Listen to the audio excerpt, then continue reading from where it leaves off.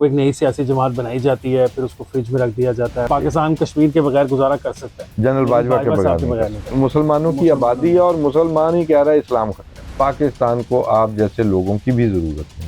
آپ کے T V پہ لوگوں پہ کفر کے فتوے لگ رہے ہیں. مقصد اس وقت بھی شرمناک تھا، مقصد آج بھی کوئی ہے تو شرمناک. لوگوں کو اٹھا کے بند کیا گیا، ان سے لکھوایا گیا. گندی کیمپین شروع ہو گئی جنرل باجوہ کے خلاف کہ یہ قادیانی ہیں. یہ انہوں تو اپنے ایماندار رولا پہ آئے نے سانو کی کہنا، ساڈے کول تینوں سرٹیفکیٹ چاہیے. نواز شریف نے کہا کہ مولوی صاحب کو کہیں کہ جی جنگ ہے تو جنگ صحیح. دفاع کے لیے جی یہ پوری عوام موجود ہے، یہ پارلیمنٹ موجود. 79 میں ایران میں انقلاب آیا. السلام علیکم and welcome to disclosures the untold stories. میں ہوں حسن افتخار اور میرے ساتھ ہیں توصیف احمد خان صاحب. Sir welcome to the show. جی تھینک یو. سر یہ پاکستانی سیاست میں ہر روز، ہر دوسرے دن، ہفتے بعد کوئی ایک نئی سیاسی جماعت بنائی جاتی ہے، پھر اس کو فریج میں رکھ دیا جاتا ہے، وہ وہی پڑی رہتی ہے. پھر جب وقت ضرورت ہوتا ہے اس کو نکال لیتے ہیں. میں نے الماری اس لیے نہیں کہا کیونکہ ہمارا ذرا سب کانٹیننٹل علاقہ نا، الماری میں لگی، ہاں گرم علاقہ ہے، الماری میں پڑی چیز خراب ہو جاتی ہے تو یہ فریش ہی ہوتی ہے، وہ باہر نکل آتی ہے. جماعت الدعویٰ ہوتی تھی، پھر وہ اس کے نام بدلتے رہے، وہ ملی مسلم لیگ بنی. اب وہ پھر جو ہے وہ ایک اتحاد کی صورت میں نظر آ گئی سامنے، وہ دفاع پاکستان کونسل کے طور پر پھر سے آگے، وہ پاکستان کا دفاع کرنے کے لیے آگے ہیں. پاکستان کے دفاع کے لیے ایسی تنظیموں کی ضرورت ہوتی ہے. میرے آپ جیسے لوگ جو ایک 22 کروڑ عوام ہے، نوجوانوں کے اوپر بھری ہوئی، ان کے اوپر کوئی اعتبار کیوں نہیں ہے؟ نہیں، پاکستان کو خطرہ کیا ہے؟ سر پتہ نہیں، وہ خطرہ تو دفاع پاکستان کونسل والا تو انڈیا سے خطرے کے لیے ہم نے سوچا جا سکتا ہے کہ یار یہ انڈیا کبھی انڈیا کے ساتھ ہمارا خطرے کی وجہ کیا رہ گئی ہے؟ فی الحال تو کوئی نظر نہیں تھینکس آتی. To general Bajwa and Imran Khan. خطرے کی وجہ کیا رہ گئی؟ کشمیر ہمارا جو ڈسپیوٹ تھا وہ تو ویسے ختم ہوا، وہ مطلب کہ ختم کر دیا انہوں نے. تو آپ دیکھ لیں کہ جب کشمیر کا ایشو، جب وہ انہوں نے آرٹیکل 370 اور وہ 35A جی وہ ختم کیا، تو آپ کو پتا ہے آپ کے ملک کا سب سے بڑا مسئلہ کون سا بنایا گیا تھا؟ سر وہ ہم نے وہ کھڑا تھا نا دوپہر کو کھڑے ہوں گے نہیں 4 گھنٹے وہ تو بعد کی بات. اس وقت آپ کے ملک میں سب سے بڑی چیز جو ڈسکس ہو رہی تھی، اور اس کا پتہ ہونے کے باوجود یہ ہونے جا رہا ہے، تو اس کو بیک برنر پہ پھینکا گیا اس خبر کو. حالانکہ ہمارا تھریشولڈ تھا کہ اگر کشمیر کا جغرافیہ بدلا تو ہمیں لڑنا پڑے گا. بالکل ایسے ہی ہے. تو اس وقت آپ کے ملک میں سب سے بڑا کام، سب سے بڑی خبر کیا تھی؟ جنرل باجوہ کی ایکسٹینشن. سر وہ ضروری تھی نا، بدقسمتی ہے وہ ضروری تھی نا. پاکستان کشمیر کے بغیر گزارا کر سکتا ہے، جنرل باجوہ کے بغیر نہیں کر سکتا. اور دیکھیں نا، انہوں نے آخر میں بھی یہ جو پچھلے 1 سال کی جو ساری ایپیسوڈ چلی ہے، اس میں سب سے امپورٹنٹ پیوٹل رول کس چیز کا ہے؟ وہ اسی چیز کا ہے کہ وہ ایک ایکسٹینشن چاہتے تھے، مزید سیکنڈ ایکسٹینشن، تھرڈ ایکسٹینشن، جو بھی آپ اسے کہہ لیں. اور اس کے پیچھے انہوں نے پورے ملک کو آگ کے اندر جھونک دیا، لڑائی جھگڑے میں، سیاسی تصادم کے اندر. اتنے ہی چھوٹے اور اتنے ہی ڈفر اور اتنے ہی بونے ہوتے ہیں یہ لوگ. اتنے جب ایکسپوز ہوتے ہیں تو ایسے ہی ہوتے ہیں. خیر، آپ جن لوگوں کی بات کر رہے ہیں نا، یہ بڑی ہماری ٹریجڈی ہے، اور یہ آج کی نہیں ہے. یہ وہ ایک دوست نے بڑی اچھی بات کی. اس نے کہا جب سے پاکستان بنا ہے نا، ہم نے بنایا تھا سیف ہونے کے لیے، کہ ہم سیف ہو جائیں گے وہاں پہ کمیونٹی. تب سے پاکستان بھی خطرے میں، اور ساتھ ہی ساتھ ہر مسلمانوں کی آبادی ہے، اور مسلمان ہی کہہ رہا ہے اسلام خطرے میں. یہ اس ملک کا ڈائلیما ہے. ظاہر ہے یہ جان بوجھ کے ایک بیانیہ پھیلایا گیا ہے کہ جی اس میں ایسی جو چھوٹی پارٹیز ہیں نا، جو ہر جگہ ہر کانسٹیچوئنسی میں 2000 4000 6000 ووٹ رکھتی ہیں، تو ان کو بنایا جاتا ہے سپوائلرز کے طور پر. اور ہماری جو ملک کا حالات ہیں، ایک کلائنٹ سٹیٹ کا ہمارا رتبہ رہا ہے، آج بھی ہے. وار اکانومی ہے آپ کی، کہ کہیں جنگ لگ جائے تو ہمارے پاس پیسے آ جائیں گے تو ہم خوشحال ہو جائیں گے، نہیں ہوں گے تو چھٹی. امریکہ پیسے نہیں دے گا تو ہماری چھٹی. اب دیکھیں جب بھی امریکہ ہمارے پیسے بند کرتا ہے تو ہماری یہی حالت ہوتی ہے. بالکل ایسے ہی. تو یہ جو لوگ ہیں، یہ ہم نے قومی اثاثے کے طور پر بنائے کہ جب بھی کام آئے گا تو ان سے کام لیا جائے گا. اب آپ ہم اس کو جوڑتے ہیں کہ ضیاء الحق کے دور میں یہ سارے کام شروع ہوئے.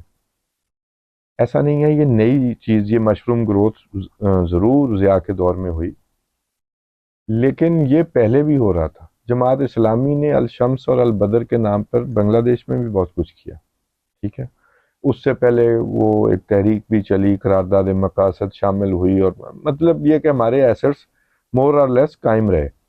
اور سیکولر لوگوں کے جب یہاں پر سوشلسٹ تحریکیں چل رہی تھیں تو ان کے مقابلے میں بھی تو ظاہر ہے امریکہ نے اور CIA نے ہمارے مولوی کو استعمال کیا رائٹ ونگ کے طور پہ. نظام مصطفیٰ بھی آپ کئی ملک میں چلیے. پھر آ جاتا ہے جہادی کلچر ضیاء کے بعد. میں یہ کہنے لگا تھا کہ جو افغان جہاد تھا اس سے یہ ٹرانسفارم ہو گیا کشمیری جہاد، کیونکہ اگر ہم ٹائم لائنز دیکھیں تو 88 کے بعد سے جو کشمیر کا جہاد ہے اس نے اپنے آپ فل پیک پکڑ لی. اچھا، جو میری انڈرسٹینڈنگ ہے نا، اس جہادی کلچر کا موجد ضیاء نہیں تھا. ضیاء نے اپنا جو آپ کو اسرٹ کرنے کے لیے اور اپنا جو اس کا انٹرسٹ تھا نا وہ اس سے سرو ہوتا تھا وہ جہادی ٹائپ ٹچ دینے سے، تو اس وجہ سے اس نے اس کو زیادہ کیا. بھٹو نے جغرافیائی طور پر اپنی جو ڈیورنڈ لائن کو جو بلیک میلنگ ختم کرنے کے لیے اور جو افغان گورنمنٹ ہمیں پریشان کرتی تھی یا ہم ان سے پریشان ہوتے تھے یا وہ ہم سے ہوتے تھے، تو اس کے لیے یہ سارے جو اسلامسٹ تھے ان کے دور میں آئے. یہ پالیسی تب شروع ہوئی. یار اور یہ سارے جو احمد شاہ مسعود، برہان الدین ربانی کچھ پکڑے گئے. خیر، تو اس میں جب جہاد شروع ہوا تو پھر نہ صرف یہ کہ وہاں جہاد شروع ہوا، پھر یہاں بھی شروع ہو گیا. آپ کو پتہ ہے 79 میں ایران میں انقلاب آیا، انہوں نے اس انقلاب کو ایکسپورٹ کرنے کی کوشش کی، تو ایرانینز نے اور سعودی عرب نے ظاہر اس کو کاؤنٹر کرنے کے لیے کہ بھی وہابی انقلاب بھی ایک تھا، تو ہم پاکستان بیٹل گراؤنڈ بن گئے ایرانی انقلاب اور وہابی انقلاب کے درمیان کی. اس دوران یہ مولانا فضل الرحمان خلیل بھی وجود میں آیا، اس میں آپ کہہ لیں کہ جماعت الدعوہ بھی آ گئی وجود میں، سپاہ صحابہ یا وہ کیا ہے وہ شیعوں کی جو بھی تھی، سپاہ محمدی تھی ان کی. سپاہ محمد تو ان کا وہ ونگ تھا جو عسکری ونگ تھا. عسکری ونگ کی بات ہی کر رہے ہیں نا؟ نہیں، سپاہ محمد اب میں آپ کو بتاتا ہوں. سپاہ صحابہ پولیٹیکل فیس بظاہر، اس کے بعد اس کے نیچے آئی لشکر جنگ بھی، اس طرح تحریک نفاذ فقہ جعفری، اور اس کے نیچے ان کا عسکری ونگ آ گیا اس کا سپاہ محمد، جس کا میرے خیال وہ جو ہیڈ کوارٹر تھا ٹھوکر نیاز بیگ میں. اور یہ تو وہ یہ پراکسی ہم نے پراکسی ان دونوں ملکوں کی لڑی. اب ہم اسے مانیں یا نہ مانیں، تو اب ان کی تو صلح ہو گئی ہے، لیکن یہ ایسٹس ہیں. انہوں نے افغان جہاد میں لوگوں کو ٹرینڈ بھی کیا ہے اور وہاں وہ ان کے پاس لوگ بھی موجود ہیں. تو اب ظاہر ہے وہ پھر جب بے نظیر اقتدار میں آئیں تو اس کے بعد اپنے ایسٹ سنبھال کے رکھنے تھے کہ بے نظیر عورت بھی تھیں، پیپلز پارٹی سیکولر جماعت سے تھے، تو بلیک میلنگ چپس یہ لوگ یوز ہوتے رہے. کامن فیکٹر کیا ہے؟ دفاع پاکستان کونسل پہلے بنی تو حمید گل آپ کو نظر آئیں گے. جی بالکل، ساتھ ساتھ ہوتے. ٹھیک ہے. اب پھر وہ جی ہم آپ کبھی اپنا دفاع کریں گے اگر ہماری افواج کے خلاف بولا اور یہ وہ، تو اب ان کا بیٹا جو ہے وہ عبداللہ گل بھی ساتھ موجود ہے. کامن فیکٹر موجود ہے کہ اپنی ناکامیوں کا بدلہ جو آپ لوگوں نے خواب سوچے ہیں وہ آپ لوگوں نے اس قوم کو ڈیوائیڈ کر کے دیکھیں. پاکستان کی فوج کو آپ جیسے کسی دفاعی لوگوں کی ضرورت نہیں، پاکستان کو آپ جیسے لوگوں کی بھی ضرورت نہیں. ان لوگوں نے ہی پاکستان میں اتنی تقسیم پیدا کی ہے، ہم ان حالات جی ہاں اس نہج پر پہنچ گئے ہیں. آپ کوئی بات ایک صحت مند گفتگو کے طور پر بھی کریں گے تو آپ پہ کوئی فتویٰ لگنے کی مسائل ہے. آپ کے ٹی وی پہ لوگوں پہ کفر کے فتوے لگ رہے ہیں. ابھی پرسوں یا وہ ایک دن پہلے کوئی ایک مولوی ہے وہ جس نے معافی نامہ ریٹن لکھ کے پڑھا تھا، وہ باجوہ کے خلاف، جنرل باجوہ کے خلاف پہلے اس نے کوئی فتویٰ دے دیا تھا، TLP کا بندہ تھا، تو وہ 3-4 دن پہلے کسی کے خلاف وہ قتل کا فتویٰ دے رہا تھا. کوئی غازی اٹھے گا، وہ کیا ہے وہ انجینئر محمد علی جی مرزا، اس کو بالکل ایسے کوئی ہے ایسی گفتگو. جی ٹھیک ہے.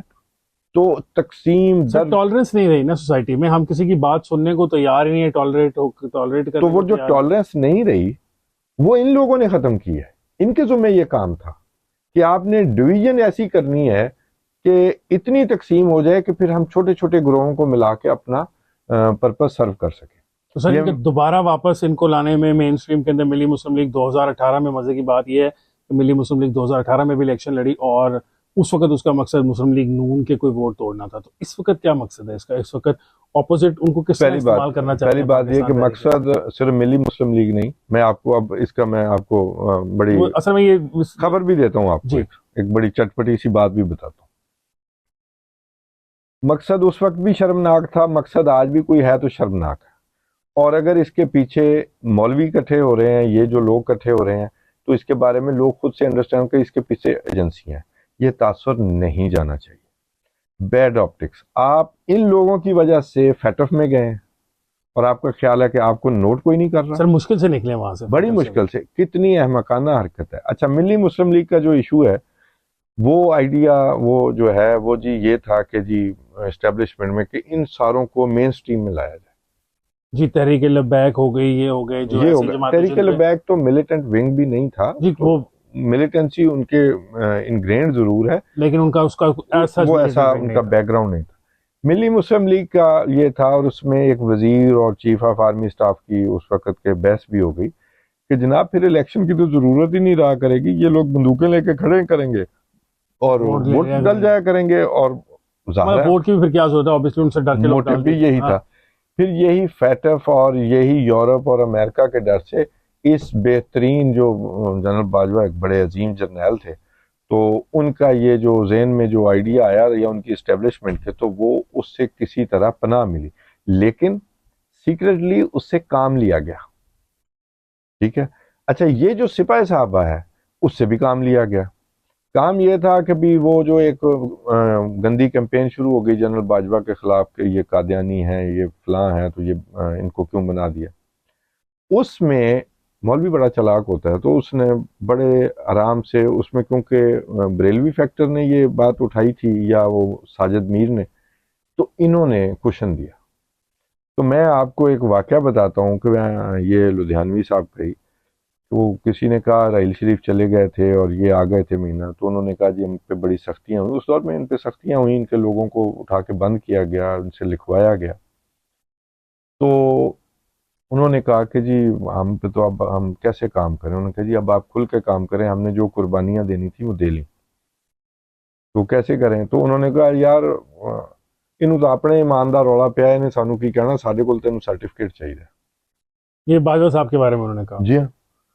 اور آپ دیکھیں اس میں قربانیاں کیا، آپ کو پتہ ہے سپاہی صحابہ میں زبردستی وہ لشکر جنگوی کا جو سالار تھا وہ زبردستی نائب امیر بن گیا تھا، پھر وہ اس کو بھی مطلب کہ قربانی دینی پڑی، وہ بھی مارا گیا.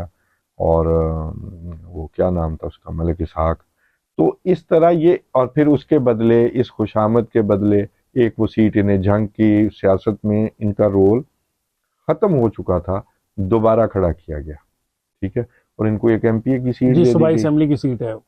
اب اس میں حق نواز جہنگوی صاحب کے جو بیٹے ہیں میرا خیال ہے وہ ہیں. ہمارے ملک کا موقع پرستی مطلب بھی ختم ہے. میں وہ سن رہا تھا شیخ وقاص اکرم کو کہ جی وہ یہ فرقہ پرستی کرتے ہیں اور ہم تو ان کو ہرا دیتے ہیں، اور وہ نواز شریف نے کہا کہ مولوی صاحب کو کہیں کہ جی جنگ ہے تو جنگ صحیح.